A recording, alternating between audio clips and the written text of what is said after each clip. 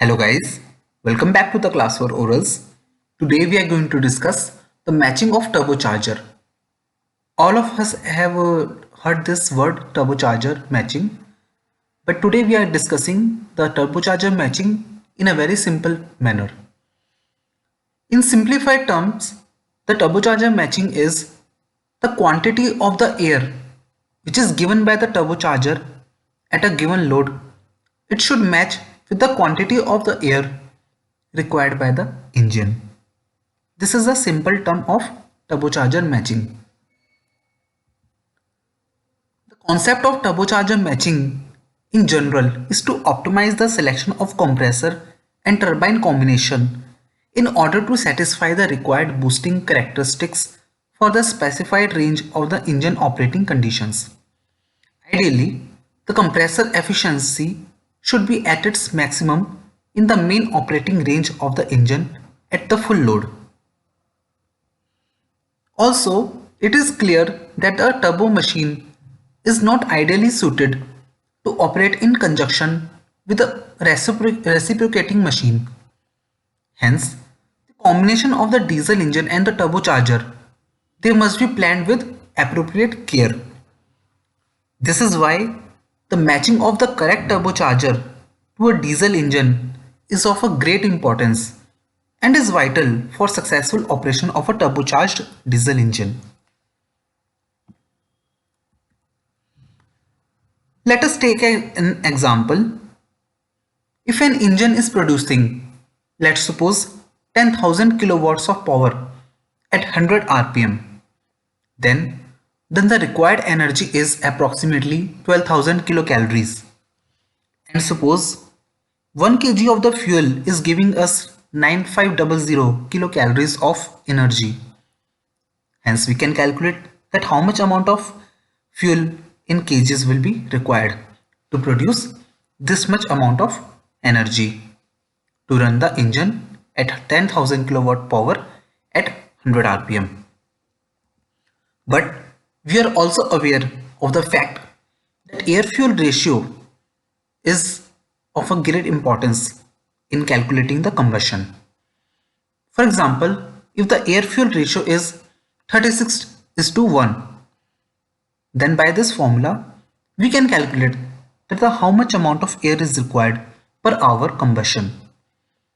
Ideally, if the 1 kg of the fuel is giving us 14.5 kgs of air, which is stoichiometric ratio 14.5, but in real practice the air required is even much more than the ideal requirement, because the air has to reach to all the individual units for effective combustion. Thereby, instead of 14.5 kgs of air, the requirement will be 36 kgs of air. Now, from where this extra air will come? Hence, this extra air will be supplied by the turbocharger. So, the turbocharger is going to supply this amount of air, and hence the blower is going to supply this air because blower is the part of turbocharger. Depending on that, the limit of size and the speed of blower will also be dependent to supply this air.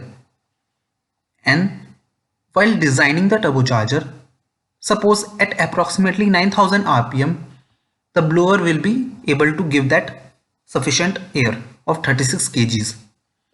So ultimately we are going to design a diffuser. So this is the basic hierarchy of matching of turbocharger. For this 9,000 rpm, we are going to select the turbine and hence the nozzle ring. So our desire is at 9,000 rpm. So for this desire, we are going to design and select the type of turbine and the nozzle ring. This whole process is called turbocharger matching. Now, the fuel consumption is related to the cubic power of the load. At higher loads, the fuel consumption will increase. Hence, the matching is done at a particular load. Just now we did at 10,000 of kilowatts power at 100 rpm, we did the matching of turbocharger for the engine.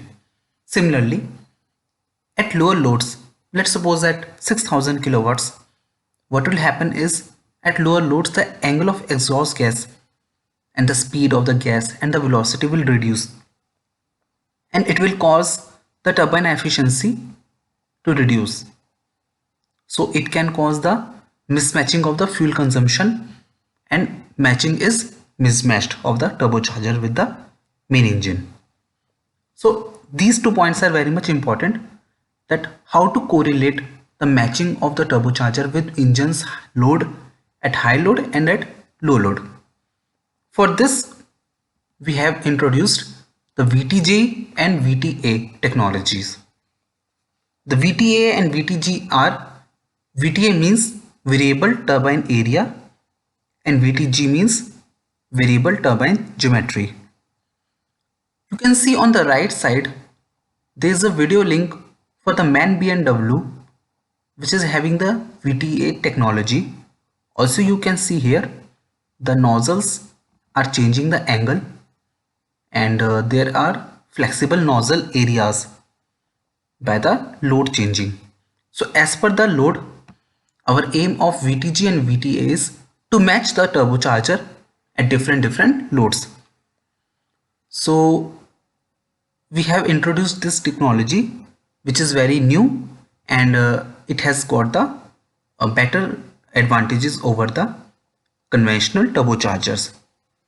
You can find the link of YouTube video of MAN B&W VTA technology in the description, and please subscribe to the channel for further alerts on the class of orals. Thank you so much.